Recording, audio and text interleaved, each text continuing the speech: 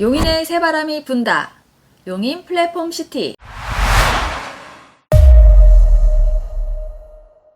우리 미자분들 안녕하세요. 미세스 원입니다. 자, 용인 플랫폼 시티 다들 들어보셨나요? 용인 구성역에 GTX가 들어온다는 건 다들 아실 거고요. 용인은 GTX 복합 환승센터 중심의 수도권 남부 핵심 거점 도시를 조성하기 위해서 첨단 산업, 상업, 문화 복지가 어우러진 복합 자주 경제 신도시를 만들겠다라고 한 것인데요. 자, 어느 지역에 어느 정도 규모로 들어오는지 다들 궁금하시죠? 이번 시간에는 용인 플랫폼 시티에 대해서 같이 알아보도록 하겠습니다. 자, 먼저 위치를 봐볼게요. 자, 지도를 보면 위치는 기흥구 보정동, 마북동, 신갈동 일원입니다. 자, 면적은 270만 제곱미터. 감이 안 오시죠? 자, 평수로 따져보면 83만 평이 나옵니다. 총 사업비는 약 5조 9,600억 원. 자, 계획 인구는 2만 6천 명. 계획 세대 수는 11,151세대고요. 자, 여기에 들어오게 되는 주거시설, 즉 아파트 분양에 대해서 가장 관심이 많으실 텐데요.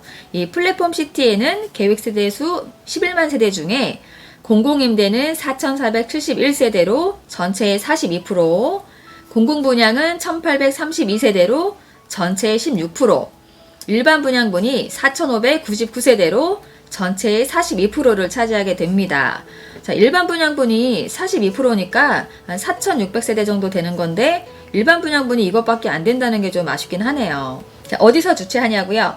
사업 승인권자는 용인시, 사업 시행자는 경기도, 용인시, 경기도시공사가 95% 지분, 용인도시공사가 5% 지분을 가지고 진행을 하게 됩니다. 자, 용인은 현재 경부고속도로를 축으로 서쪽에는 신분당선이, 동쪽으로는 분당선이 용인의 교통을 투탑으로 담당하고 있죠. 여기에 2023년 구성역 GTX A 노선이 들어옵니다. 자, 용인은 또 하나의 거대한 교통 인프라가 확충이 되는 셈이죠. 따라서 이 플랫폼 시티라고 하는 GTX, 지하철, 고속도로가 교차하는 수도권 남부 최적의 교통 요충지로서 첨단 산업의 발전, 상업, 주거, 문화, 복지 등 다양한 활동에 기반이 되는 새로운 용인의 경제중심 복합 신도시가 만들어지게 되는 거죠. 자, 플랫폼 시티가 그동안 어떻게 추진이 되고 있었는지 또 어떤 계획을 갖고 있는지 보겠습니다. 자, 2018년 4월 2일 개발행위 허가 제한 지역 지정을 고시했고요. 2018년 11월에는 2035 용인 도시기본계획 승인이 났습니다. 2019년 3월에는 사업 타당성 검토 의뢰가 됐고요. 2019년 5월에는 제3차 신규 택지 추진 계획 발표 MOU 체결이 되겠습니다. 2019년 8월에는 복합 환승센터 기본 구상 사업성 검토 용역을 착수했고요. 2019년 10월에 사업 타당성 검토가 완료가 됐어요. 2019년 12월에는 신규 사업 동의안 도시의회 심의 의결이 됐습니다. 자, 2020년 3월 16일 구역 지정 및 개발 계획 수립 용역 착수를 했어요. 내년 2021년 3월에는 구역 지정 및 개발 계획 수립 고시가 예정에 있고요. 2022년 3월 드디어 실시 계획 인가 및 공사 착공할 계획에 있습니다. 자, 현재는 이 플랫폼 시티 조사 설계 용역과 GTX 용인역 복합 환승센터 기본구상 용역은 업체 선정이 끝나서 진행 중에 있어요. 이 플랫폼 시티가 어떻게 구상이 되는지 그것도 궁금하시죠? 그것도 한번 알아보겠습니다. GTX 용인역과 분당선 구성역 일원에는 이 플랫폼 시티의 랜드마크가 될 버스터미널과 환승 주차장, 지원시설 등을 갖춘 복합 환승센터가 건설이 되고요. GTX 용인역 일원의 중심상업지구, 첨단 산업단지, R&D 업무시설, 주거시설 등이 어우러진 경제자족도시가 조성이 됩니다. 특히 판교의 5배 규모의 업무지구가 들어서게 되는데요.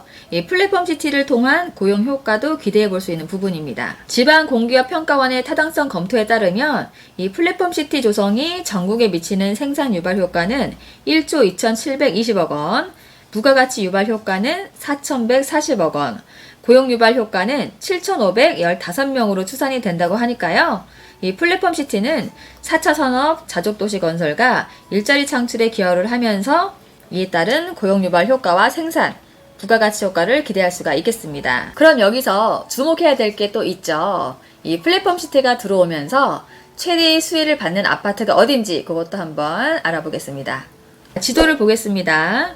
플랫폼 시티와 가장 가까이 위치하고 있는 아파트는 2005년에 입주한 성우 샤인힐즈 84제곱미터가 6억대에서 7억까지 나와 있어요. 평당 2,100에서 2,200만 원 정도 되는 거고요. 2001년에 입주한 솔매마을 현대홈타운은 134제곱미터가 6억 8천에서 8억대까지 평당 1,400 정도가 되겠습니다. 2002년과 2005년에 각각 입주한 대림 1차, 대림 2차는 142제곱미터가 9억 7천으로 나와 있어서 평당 2천만 원 정도 되는 거고요. 경부고속도로 동쪽으로 한번 가보겠습니다. 구성역 역세권 대표단지죠. 2002년에 입주한 삼성 레미아는 이 84제곱미터와 118제곱미터가 7억 후반에서 8억대 매물이 나와 있어요. 최근 실거래가는 이 84제곱미터가 2월에 12층이 7억 4천에 거래가 되었고요. 3월에는 11층이 8억 6천만 원에 거래가 되면서 한 달 만에 1억이 상승했습니다. 2002년에 입주한 연원마을 3호 벽산 아파트는 84제곱미터가 5억 7천에서 7억대까지 나와 있고요. 1999년에 입주한 연원마을 자이는 7억에서 8억까지 나와 있습니다. 플랫폼시티의 기대감으로 이 주변은 벌써 호재를 안고 상승장이 계속돼가고 있는 상황이에요. 현재 용인의 아파트는 성북역 롯데캐슬과 기흥역의 주상복합 아파트들이 입주를 하면서 시세를 이끌고 있습니다. 이들의 공통점은 뭘까요? 바로 신축이라는 거죠. 용인은 대부분의 아파트가 연차가 있는 구축 도심에 들어갔는데요. 성북 롯데와 기흥역 세권의 힐스, 포스코, 푸르지오가 들어오면서 역세권 신축의 힘을 받아서 프리미엄이 상승하게 된 거죠. 이게 바로 역세권 신축의 힘인 거죠. 제가 역세권 신축 아파트를 눈여겨보라고 했던 이유가 바로 이겁니다. 그렇다면 그 다음 타자는 어디가 될까요? 바로 플랫폼 시티입니다. 일반 분양분이 생각보다 많지는 않아서 좀 섭섭하지만 여기는 일반 지하철보다 파급 효과가 큰 GTX 권역을 중심으로 하고 있다는 점과 R&D 등 첨단 산업 업무 지구가 함께 들어온다는 점에서 시세를 리딩하며 앞으로 용인의 중심으로 떠오르게 될 겁니다. 그럼 여기서 여러분은 어떤 걸 준비해야 될까요? 바로 청약이죠. 청약 준비 미리미리 다 해놓으세요. 자, 오늘은 용인이 야심차게 준비하고 있는 미래 도시 용인 플랫폼 시티에 대해서 같이 알아봤는데요. 경부라인의 수도권 남부 대표적인 도시 동탄도 빼놓을 수가 없죠. 이 동탄과 용인은 서로 비교 대상이 되기도 하고 GTX 건역이라 앞으로 같은 길을 걸어가게 될 겁니다. 이미 동탄역 개발로 동탄역 포스코는 10억 5천만 원까지 실거래가 되었고요. 우남 하나도 10억, 우미는 11억입니다.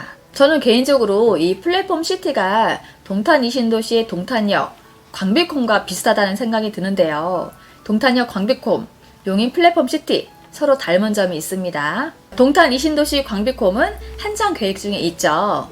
용인 플랫폼 시티도 이 광비콤처럼 계획이 다 있으니 멋지게 완성될 수 있기를 기대해 보겠습니다. 오늘도 용인의 핫한 소식이 반가웠다 라고 하시는 분은 구독과 좋아요를 꼭꼭 눌러주세요. 그럼 저는 다음 시간에 만나요. 안녕.